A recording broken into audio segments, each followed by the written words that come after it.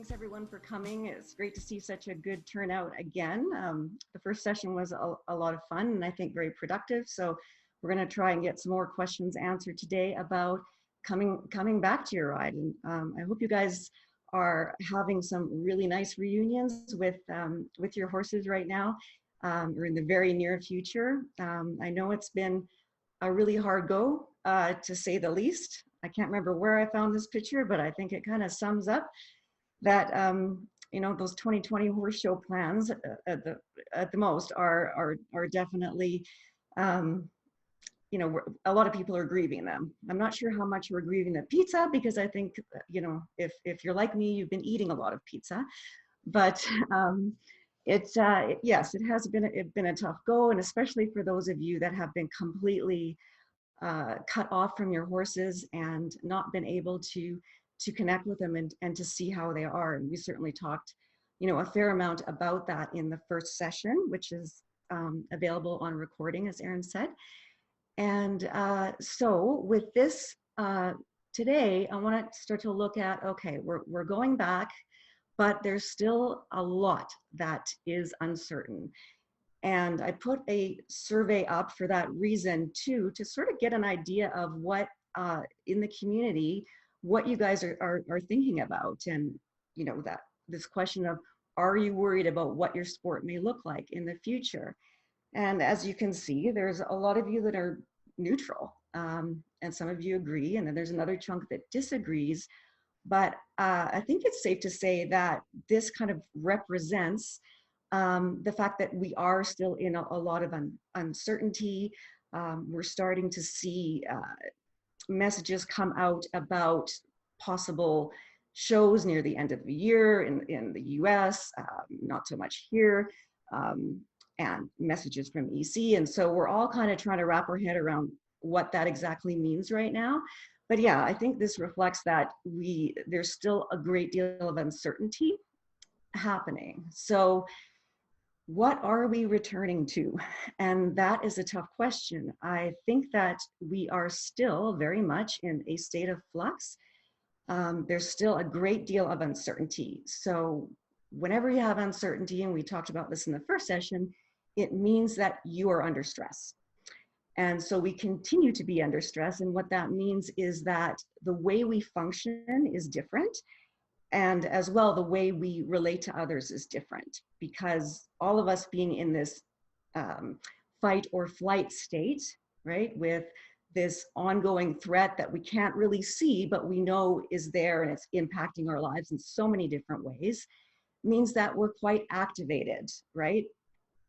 And this is kind of coming and going and making us probably a little bit more reactive, as I think a lot of us have seen in social media or in the grocery stores, especially at the beginning of this pandemic. Yes, with the fight or flight, with this invisible threat, we're still quite activated, and so that changes the way we function and the way we relate to each other.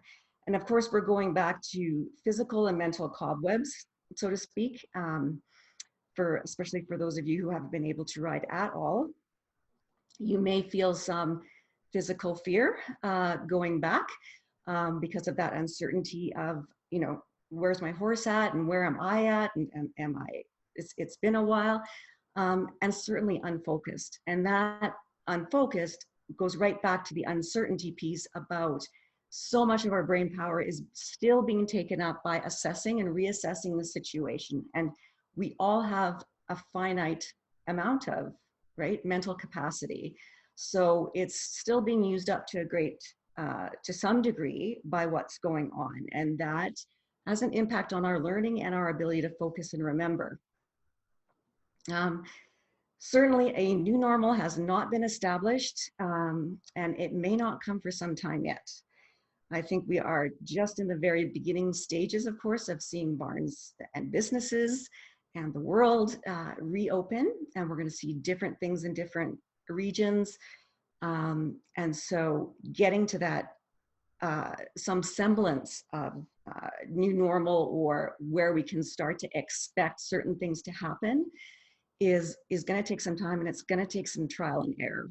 And what we've gone through already is already been tough, that's for sure.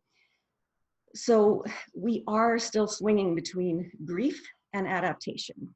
So with the grief, we're still grieving parts of our old routine and the way things used to be, and the things that we have missed, continue to miss.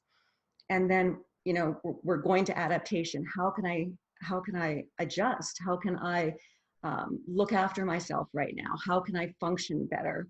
And again, this is taking a lot of energy, and it's across a lot of different domains. You know, we're talking about sport today, but of course, all of you have a life outside of that. So there's a lot going on different levels. And because of that, some of you may be experiencing some of the following. And this is really quite normal to have some of this going on in this time. Normal grief and adjustment reactions. So that can include physical things like tension and certainly fatigue.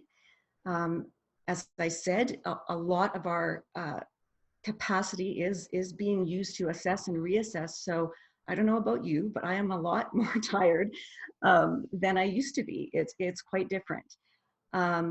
There's varied emotions. There's, you know, the sadness, the anger at the situation, the frustration, and certainly the anxiety, and the anxiety about going back to, we don't know what we're going back to. Lack of concentration, forgetfulness, sleep disturbances, wanting to be alone. And sometimes that, you know, that feeling of both at the same time of, I just want to be alone because I feel low, but you know, I think I really need some people around me. Your beliefs may feel challenged. You might be reevaluating things, values. You might feel confused during this time because there is so much going on. And naturally, when things are unsettled, we tend to do a lot of, right, observing and evaluating. And there is the good days. Fortunately, I hope many of you are still having good days. But those can be sometimes difficult in and of themselves, because you might start to think and expect, oh, I'm good now. I have, you know, I have some good routines. I've solved some problems. I'm feeling happy. And the very next day, have something again unexpected come in that disrupts part of that, that brings your mood down again. So I'm seeing a lot of that with all of my clients. And I think, again, it's very normal. And we have to go easy on ourselves and remember that, you know, if there is a bad day, to allow ourselves to restart the next day. So the mental health checks that, you know, we talked a little bit more about in the first session are still very, very important, right? We want to keep an eye on how we're functioning, how we're feeling, if we're connecting, if we are establishing routines. So this goes on, and again, we keep adapting. I wanted to ask you guys what concerns you the most about getting back. And so right at the forefront, we have how to make a plan, because it's kind of hard to plan when you don't know, you don't have any time anchors, right? That we usually have, and we just don't have those yet. And then the next two are about reconditioning both yourself and your horse, and redefining competitive goals. And then in terms of some of you that sort of responded outside of this set, a lot of you said confidence. Like, how do I get my confidence back? What if it wasn't that great to begin with? Now I feel even more shaky going back. So we're going to talk about some of those things today. But yeah, it's clear. It's like, well, where do I start? And we have a lot of horse people responding differently to this. And I think that's because there are a lot of variables. You've got regional differences, you've got differences in interpretation of what's going on and of the suggested guidelines. You have variability according to your role, you know, so are you a competitive rider? Are you a casual rider? Are you a parent, a coach? What role are you playing in horse sport? There's lots of variability there. And what is the meaning of horse sport to you? That's a question that I asked before the first seminar. And what we really saw was the top two things in that group anyways, that were important were connection or the relationship with their horse, love of their horses, and the psychological release that their riding provided. So having those two missing at the front end of this has been, I know, exceedingly difficult for all of you. This is such a unique sport that way. You know, we know that other athletes have been separated from their golf clubs, from their swimming pool, from all different types of, you know, venues and equipment. But for you guys, we're talking about a separation in your relationship, and certainly that's a whole different game. And people have other stressors, of course.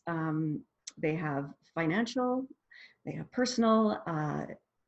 This situation, of course, has upended all of our domains in life, not just one. So what that means, I think, is that we need to continue to practice patience and compassion with each other, because there are a huge number of variabilities in experience. You know, when I looked at some of the survey results, clearly there's some of you who have like not been impacted too much with horse sport anyway, who say, well, it hasn't changed too much. And those are likely the people that are boarding their own horses. And for others, you know, it's been really tough with a complete disruption in a heavy competitive schedule. And some people facing injuries as well as the pandemic. So all sorts of variability in experiences. And I think we have to be willing to hear each other's stories on this and know what one another's experience is in this, and not just make assumptions about why people are doing this thing or the other thing. I think it's useful to pause and have that conversation. Okay, so because I work a lot in rehabilitation as well, so rehabilitating from head injuries, so concussions, from different types of injuries, including traumatic psychological injuries, so PTSD, adjustment disorders. When people go back to work or go back to sport, it's not instantaneous. It never is, right? Okay, we're back and we're going to pick up where we left off. There is always a gradual return. So I would encourage you really to, and this is just an example for you because everyone's going to be a bit different, but to define some stages for your return. So, and I think the first stage, you know, for everyone is that assessment and sort of pausing to gain understanding of where you and your horse's mental and physical status are at, particularly if you have been separated this entire time. So you know, I think horses have been exercised differently. They're going to have different levels of conditioning. You know, we've got different types of horses, personalities. There's a lot going on there. So doing this so that you can collect a baseline and you can know, okay, this is where I am now, because that is part of the grieving. We kind of know where we left off, and it might be tempting for some to say, I'm just gonna, right, hasn't been that long, I'm just gonna pick it up, but that we need to say is gone. And we need to assess right now what we've got. And so next stages might be, you know, reviewing previous goals with your coach and identifying some revised goals, and starting conditioning. So selecting specific exercises for you and your horse, again, according to the needs of your team. And because we likely have, like I said, in terms of those of you who are competitive, you do have the value of some time this year. Likely we're not going to see a return in 2020. So for your conditioning, I think you might want to look at some things that you haven't looked at before. So look outside of the box a little bit, meaning how can you cross train? So maybe you want to also start a conditioning program yourself from home, where you're working on your core, you're working on certain areas that if you strengthen them, they're going to strengthen you as a rider, but they don't mean, right, more barn time, which again, depending on how all this rolls out going back, you might probably will have a select time, right? It's not going to be, again, the time where, you know, from what I remember, going out to the barn could mean like a day-long experience. It's just not going to be like that. You're going to have a very concentrated time to be there and to get what you need to get done. So you might want to look at some of that. Next stage about, you know, gradually coming back into lessons and a regular riding schedule. And then for those of you returning to compete, I know that we were just talking before you all came in about, you know, how there may be some virtual competitions that might happen. We don't know what that is exactly is going to look like. That might be a little complicated, but you know, it may be possible for us to have some competition on the lighter side and still be able to learn from that, and for that to be different and possibly quite helpful. And to this too, I want to say to remember that it is okay to go slow, to not plan too much initially, and to make reconnection and fun a part of your goals. So reconnection with your horse, so maybe that means starting out with some groundwork, just being around them, getting a sense of kind of how are you, how have you weathered this change, and also starting to, right, introduce the fun part, like how can I reconnect with some of my stable mates? How can I maybe start introducing some fun and enjoyment into this during a difficult time. In terms of planning, we want to try to, because there's so much uncertainty, again, it's one of the reasons why routine is being talked about so much. We want to stick to controllables. And your routine is controllable. And there are certain goals that are controllable and some that are not so much. So we want to stick to the kind that you can control. Like I said, you want to realize that you are not picking up where you left off, and stay psychologically flexible in your goals. And what I mean by that is not to be rigid about this has to happen by this time, but to give yourself what would be called more of a range goal, so that you do stay flexible in what you set, and that you regularly check in and make sure that that's working or it needs to be revised. Doing your regular mental health checks, because right, without that baseline, you're not going to have you're going to have a harder time with, right, another domain, which is, right, your sport. So you want to keep an eye on your health, and you want to make sure, of course, that you plan for the two of you. Your horse has been off. There are going to be implications of that, both for them psychologically and of course physically. So some key goal setting tips, because I do think that goals are important at this time. The first thing I would say is to stay away from expectations and set goals, because expectations are not goals. They are just future desires. So, you know, I want to qualify for a CET. I want to win a class. They are desires that we want in the future, but they don't tell us how to get there. And of course, if we think that we're not meeting that expectation, we tend to get disappointed and lose confidence. Goals, and again, controllable goals, you should be able to track and check in on and check off, so to speak, or revise. So goals, I think, are very useful right now, because they will provide us with some focus. As most of you know, so far with our trip into this, it has been a challenge sometimes to know what to focus on, right? A lot of us are living in the same space. We've got to do multiple things out of that same place. And so we've got to really choose our focus for a period of time. The staying flexible, again, so your goals need to be reviewed and possibly changed, depending on, right, how these external factors come into play.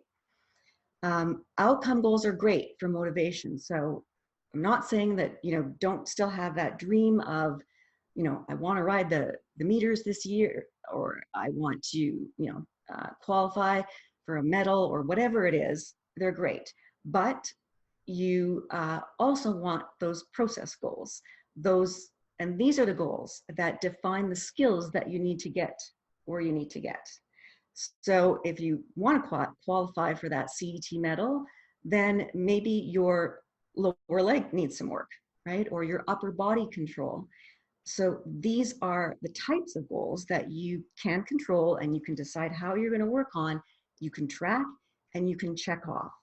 And there's a lot of satisfaction that comes from seeing those, right, week to week little changes that happen. And that's going to give you a sense of control, but also start to gradually restore your confidence. So why goals are important? Well, they do provide motivation. And I know a lot of you have said, and I think this is true in general, that a lot of people have lost their motivation, lost their mojo, so to speak, and they're not feeling it. Part of them is excited, and then another part's a little bit blah about it. And again, I think that's normal right now because of the uncertainty. And that's why it's so important to have goals, even if they're small. So for example, if your first goal is to show up at the barn so many times a week and get to know your horse again, that's good. That counts as a goal. So keep them small, keep them controllable. But if you start with just the showing up, the feelings will start to come back. So not to panic if you feel a little blah right now. It is perfectly normal. Goals, like I said, focus your efforts. And we have, like I said, a finite amount of brain power these days. So you want your effort to be focused. You don't want to go out to the barn and say, oh, okay, I'm going to get on and see what happens. Because you might not feel so great if you putter around and you really haven't decided on anything to focus on. So again, if it's something as simple as, I just want to work on responsiveness to aids. I'm going to start there. And that's going to be the main thing that I focus on today. Then that's going to focus your efforts. And probably when you get off, and you're going to have more of a sense of accomplishment. Like, okay, I did something, and I did focus my mind. Goals are also calming for you and for your horse.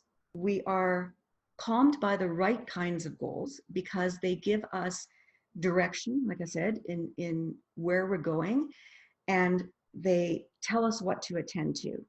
And so when we have that, that means that the noise outside of that is deadened, right? Or is dissipated. And we have this focus on a certain thing, and we know what that is. And I know as horse people, you understand that when you ride with a sense of direction, how much more calming that is for your horse than, again, if you get on and you're like, I'm not sure what I'm going to do today. And you start sort of changing how you're delivering your aids. It's not very consistent, and you might have a pretty grumpy horse on your hands. So they are very calming for both of you.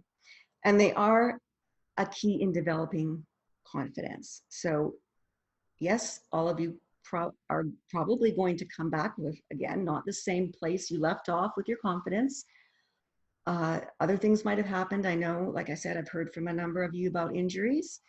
So the key to developing confidence is to set the right kind of goals that are appropriate for you, they're measurable, and they are especially controllable right now. Okay, and I have a quick quiz, and I'm just gonna ask whoever's on mic right now to answer this: true or false, that a rider's brain and a horse's brain have nothing in common. Aaron, are you there? I am. Sorry. If everyone, yeah, we can use the chat on the side too if you guys all want to type Or we in. can just have you on the spot and you can answer. Sure. I would say that that is false. Okay. And why would you say that? I would say because we're both mammals, that there are some similarities between our brains. Mm-hmm. Yes, and you would be correct. Sorry for putting you on the spot.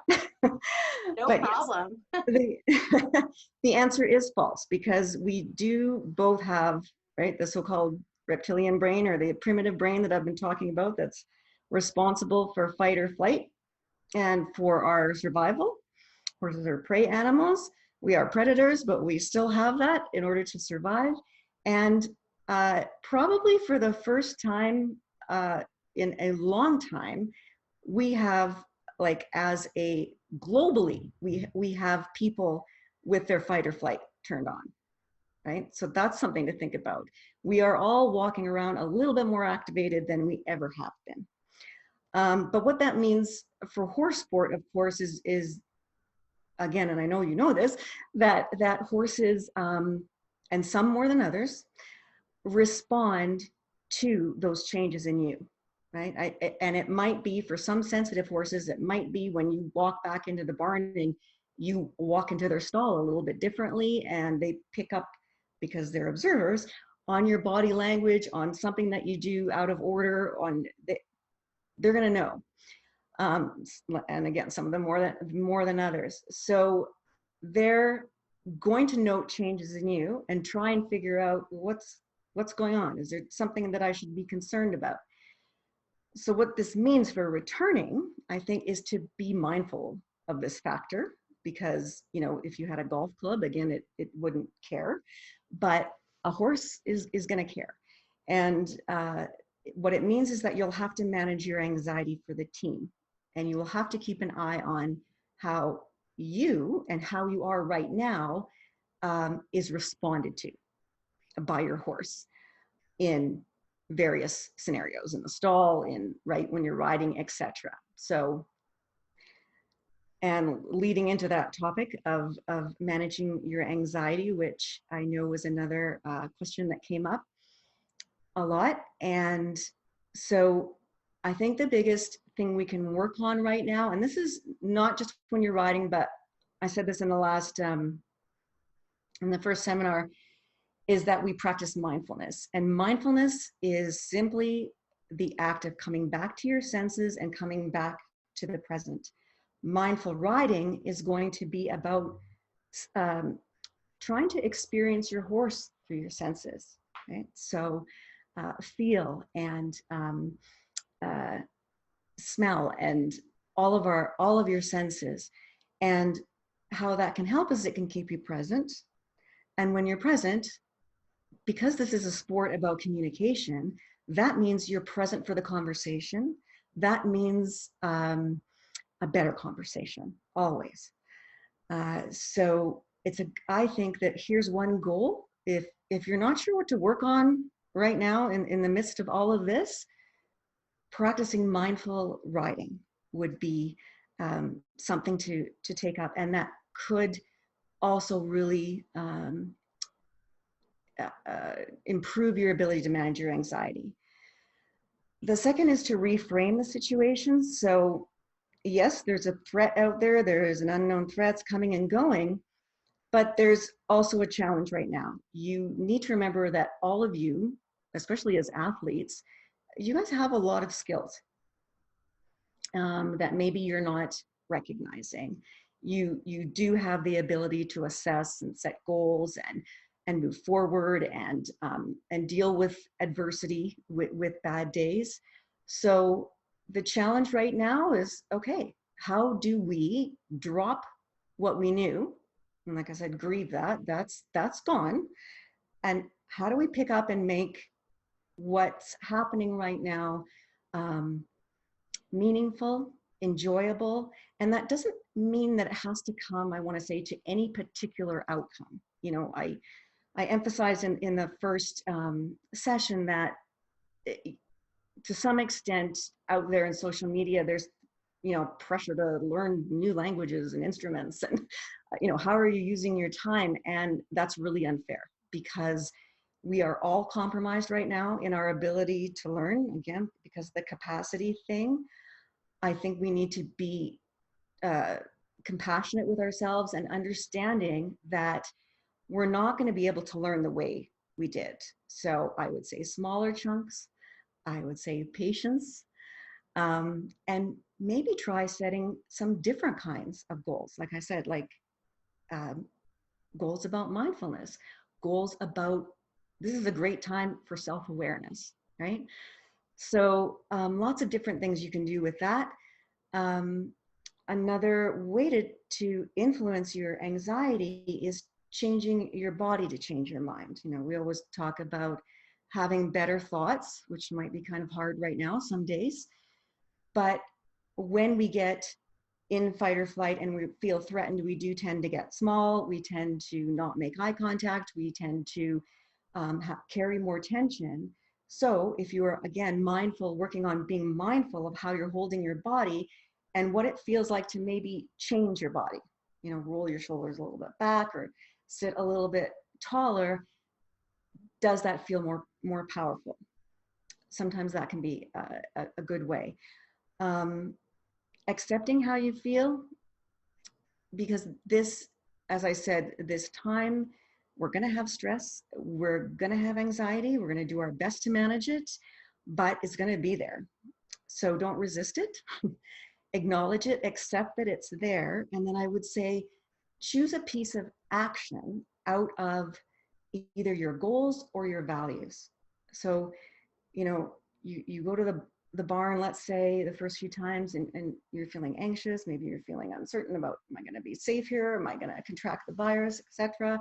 Even though you've done all that you can done your best to control that. It might be just to acknowledge that feeling and say, okay, so once I get on, what is it that I want to accomplish? What's my action for this ride? What do I want to do? Because action has a wonderful way of dissipating anxiety. And that's because, again, we are taking control. And that's the last point, is just to stay focused on those controllables. There's going to be a lot happening in our world that we can't control. We might be able to influence sometimes, but we can't necessarily control. So the more that you can stay on that, the better. So in sum, I would say that in making your way back, that we need to be aware of the current conditions, and the current conditions have improved in that, awesome, you guys get to go back to riding, but not in the same way. I was still dealing with a lot of uncertainty, and we're going to be needing to look after ourselves. We're going to be needing to do those mental health checks. In the handout that I provided today, again, I've listed some resources in case you're wondering, maybe I need to talk to someone. There's some resources there for you. Secondly, to practice self and other compassion. Go easy on yourself. Try to, as I said, not go the way of expectations, but rather focus on those small goals. And practice patience with the return and with other people. I know that there's been some divides within the horse community, just like there has in every other community. And you know what? It's not unusual, because we have, again, such a variety of experiences and needs, and there's a lot that's competing, and people are being reactive in trying to get their needs met because they're scared. So I again would advise to practice some patience and compassion with yourself and others. Make an individualized plan. If you're coming from a place where you had, for example, some physical fear, or you're coming from an injury, your plan is not going to look like someone else's, right? You're going to be starting in a much different way. Make sure it's tailored to you, and make sure that you write things down. I don't know about all of you, but I have found that enormously helpful through this whole thing, and I keep revising. I keep what's called like a bullet journal. And the great thing about those is that they are not meant to be paragraphs of anything, but you can divide it into as many sections as you want. You can have a personal section, you can have a work section, you can have a sports section, family, and you can have some things that you want to focus on for the day. And being able to check those things off again is very calming and very satisfying. And instead of reaching the end of your day and feeling, you know, confused and feeling disorganized and kind of discombobulated, you can say, well, I feel like that, but I actually did these things. I did these things. And that's going to help you recognize you are getting some things done. So have fun goals, have small goals, controllable, just have some goals and be careful how you set them. Manage your anxiety and stress for the team. So don't forget to check in with your horse and how they are responding to you, because you both have been through a change. And of course, be grateful for your awesome horses, because that is the good news, right? The best news is about the reunion, reunions that are happening. So yeah, do remember that some stuff is the same, right? You've got the same friends, same horse, coach, things like that. There are some things that have not changed, and to recognize those and to recognize the things that you're really, really grateful for.